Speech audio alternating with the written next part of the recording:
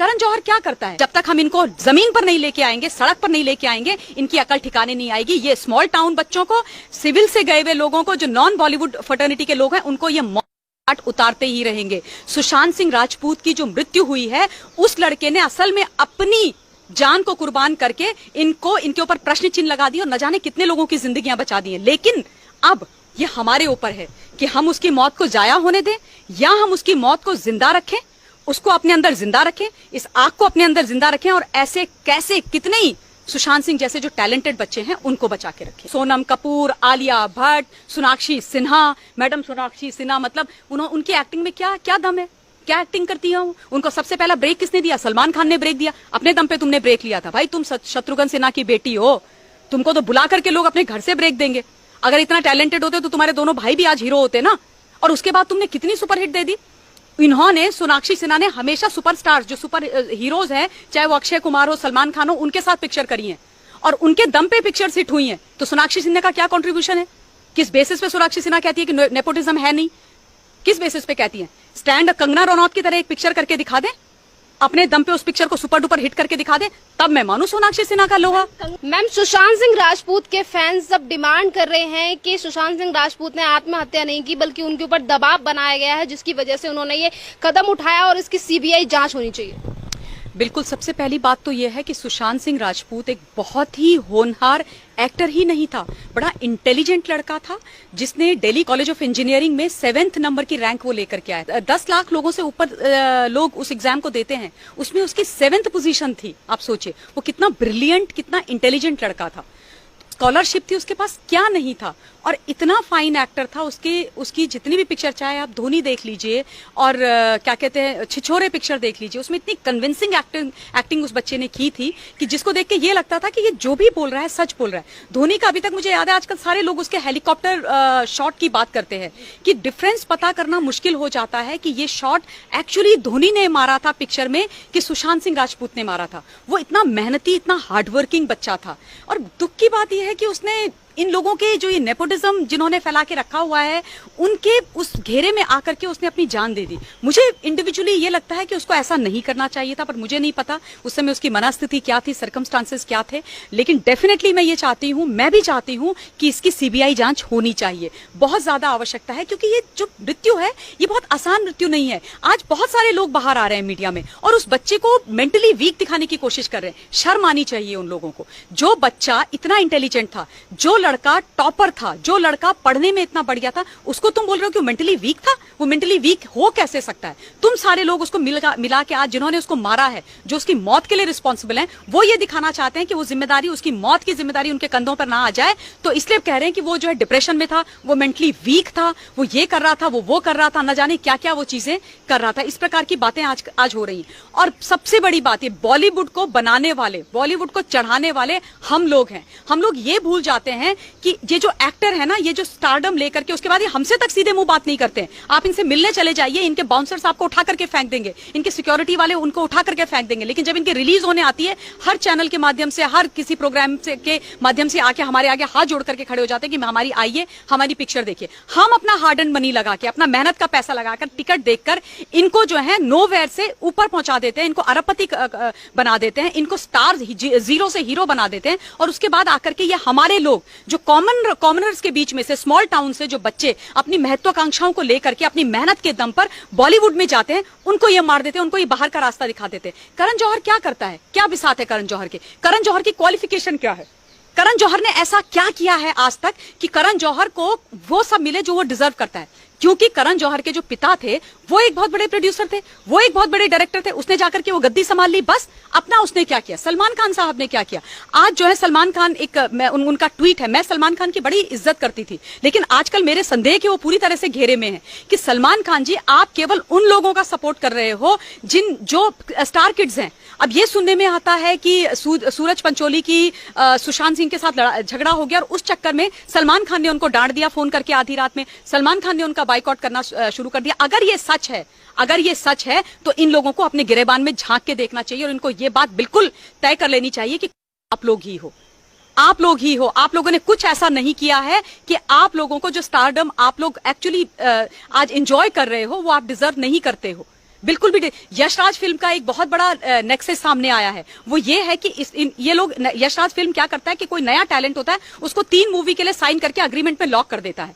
और ये कह रहे हैं, अभी जो सच्चाई निकल के आ रही है वो ये है कि इन्होंने सुशांत सिंह राजपूत के साथ 3 मूवी का अग्रीमेंट साइन किया, उसको बहुत खराब मूवीज दी, और इस बीच जो है संजय लीला भंसाली ने उसको बड़ी बजट की पिक्चर दी, चाहे रामलीला हो, लेकिन उसमें आदित्य चोपड़ा ने मना कर दिया संजय लीला भंसाली को, लेकिन उसने दूसरे एक्टर को वो पिक्चर करने के लिए परमिशन दे दी, जबकि वो भी उसके साथ अग्रीमेंट में था। तो ऑब्वियसली आप एक इतने बड़े टैलेंट को, आप इतने बड़े एक्टर को ये अग्रीमेंट वगैरह करके आप उनको ट्रैप कर रहे हो, आप उनको मार रहे हो, उनको आप पीनट्स दे रहे हो, उनके टैलेंट को आप दबा रहे हो, उनके टैलेंट का आप इस्तेमाल कर रहे हो, और उनके टैलेंट को इस्तेमाल करके आप खुद सफलताओं की सीढ़ियां चढ़ रहे हो, और उसके बाद आप नेपोटिज्म को इतना बढ़ावा दे रहे हो। स्टार किड हो, आता कुछ नहीं है, अकल ढेली भर की नहीं है, एक्टिंग के नाम पर ए नहीं आता है, लेकिन तुम उनको सुपरस्टार बनाने पर तुले हुए, फेल हो जाते हैं एक्टर्स, फेल हो जाते हैं, उनको एक के बाद एक आप क्या कहते हैं चांसेस देते जाते हो। आमिर खान का वो भज्जा था, 1 नंबर 0 एक्टर, उसको कितने चांसेस दिए। अगर आज बॉलीवुड मेरे सामने आकर या किसी के सामने भी आकर के ये कहती है कि नहीं अब तो हम उसको पिक्चरों में नहीं लेते, सॉरी, तुम पिक्चरों में नहीं लेते, ऐसा नहीं है, जनता ने उनको ठुकरा दिया है, इसलिए तुमने उनको पिक्चर्स में लेना बंद कर दिया है, इसलिए, वरना तुम्हारा बस चले तो तुम तो स्टार किड्स को लेकर के चले जाओ। Sonam Kapoor of all the people, जिस लड़की ने आज तक 1 पैसे का कुछ नहीं किया, वो सेल्फ क्लेम्ड फैशन आइकन है, उसने जो है सिर्फ उसकी क्वालिफिकेशन क्या है कि वो अनिल कपूर की बेटी है, उसने एक ढंग का काम नहीं किया, वो आज तक अपने पिता के नाम का खाती है। अब जो है उसने एक पैसे वाले व्यक्ति से शादी कर ली, उसके नाम का तुम खा रहे हो। तुमने अपने दम पर किया क्या है? तुमको ये नहीं पता कि हिंदुस्तान की राजधानी कहां पर है। इनसे पूछो हिंदुस्तान की राजधानी कहां है, ये बोलेंगे मुंबई। ये इनका आईक्यू लेवल है। आप आलिया भट्ट को पूछो कि देश का प्राइम मिनिस्टर कौन है, तो वो देश के प्रेसिडेंट का नाम लेंगी। उनको ये नहीं पता कि प्रेसिडेंट कौन है, प्राइम मिनिस्टर कौन है। ये इनका आईक्यू लेवल है। इनसे आप ये पूछ लो कि सिनेमा के बाहर की जिंदगी क्या है, इनको वो नहीं पता है। आप इनसे ये पूछ लो कि हिंदुस्तान के अंदर कितने राज्य और कितनी यूनियन टेरिटरीज हैं, इनको ये नहीं पता। आप इनको ये पूछो कि हिंदुस्तान के गरीब के घर में खाना कैसे बनता है, ये बोलेंगे चूल्हा क्या होता है। ये वो लोग हैं, इनको ना सच्चाई पता है, ना इनको इस देश के बारे में पता है, ना इनको इस देश की चिंता है, और इनको हम अपने सर पे बिठा रखा है। गलती हमारी है। हमें जो है ना आत्मचिंतन करने की आवश्यकता है। हमें अपने आप पे ये लेना पड़ेगा ओनस, क्योंकि ये लोग तो कुछ करेंगे नहीं, तो ओनस हमारे ऊपर है।